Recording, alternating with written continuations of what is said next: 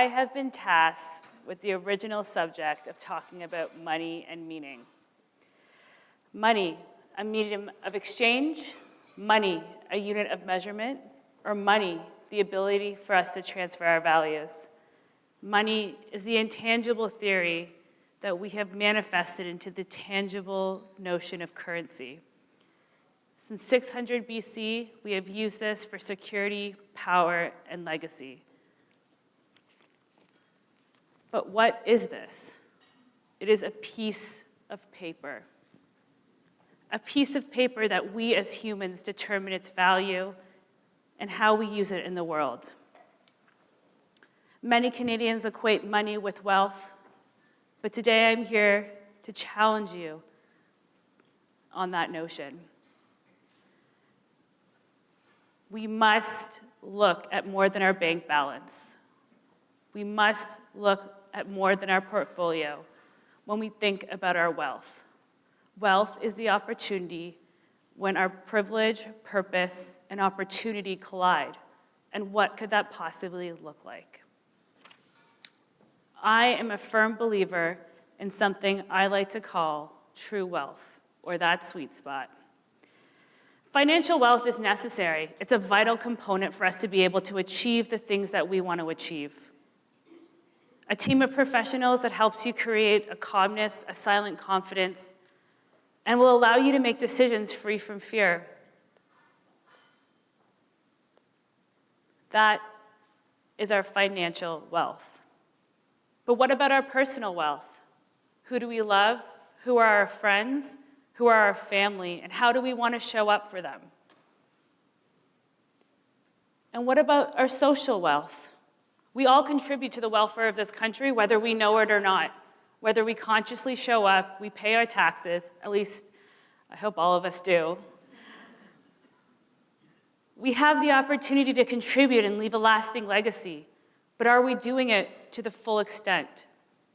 I believe when these three buckets collide, that is our true wealth.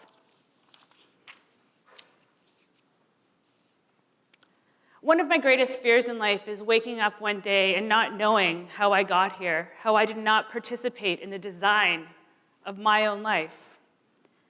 Having a clear perspective on these three buckets will ensure that I can show up and be proud and take accountability for the things that I did not do, but at least it would have been my choice. Discovering our own definition of wealth is deeply personal, and it is a process. We must understand our behavior to understand how it shapes our mindset.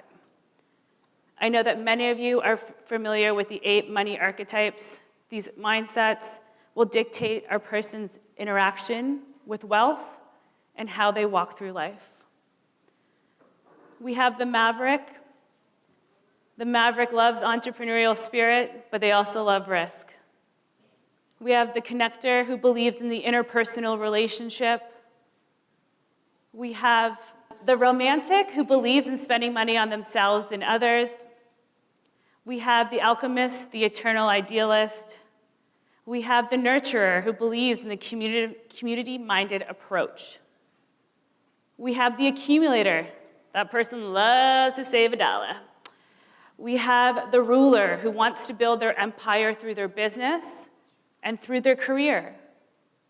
And we have the celebrity, of course, who loves that social status. Understanding the humanity behind our money behaviors and our natural inclinations helps us design a wealth relationship that we can be proud of and walk through life understanding. It allows us to create opportunities and create safeguards that can lead to financial freedom. And what do I mean by financial freedom? Living in the idea of abundance rather than scarcity. Most Canadians will still fear running out of money over death. Financial freedom can only come when we have clarity. Financial freedom, to all of my professional advisors in the room, the lawyers, the accountants, the financial planners, this is our superpower.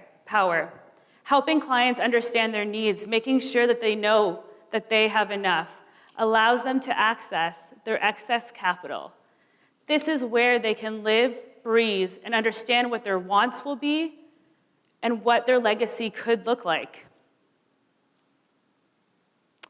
The fact that we are all sitting in this room today makes me understand that we all have an inclination for strategic philanthropy, but how are we challenging how we participate in it?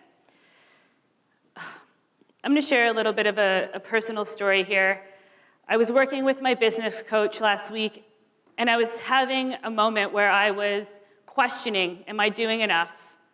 Am I enough? Or does what I do even matter? Laura, my business coach, looked at me and said, well, Serena, when you get up every day, what do you think about? What does your gut tell you? I paused, and I said, I have a sense of joy and gratitude.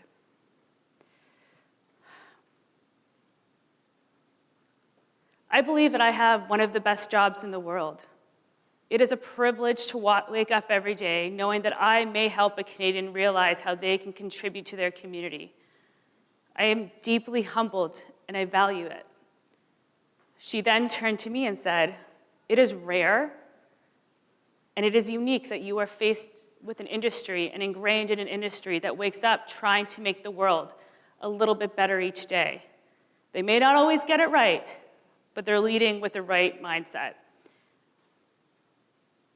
But she said to me, because it is rare, it is a privilege, but it is also an immense responsibility. And I sit here and I stand here in this room looking around, and it isn't just my story, it's our story as part of the CAGP. We all want to make the world just a little bit better. We will spend about 90,000 hours in our career. That is 90,000 hours of community impact that we can push through. We can still support those causes that we care about, but we can come to work every day. We can come to work every day and try to make transformational change for generations to come. So I humbly am going to encourage all of my professional advisors in the room to walk into every client meeting with, of course, your immense technical knowledge and your complete reading of the Tax Act, but also walk in with understanding that you have the potential for people to understand their social, personal, and financial wealth and helping them get to that sweet spot.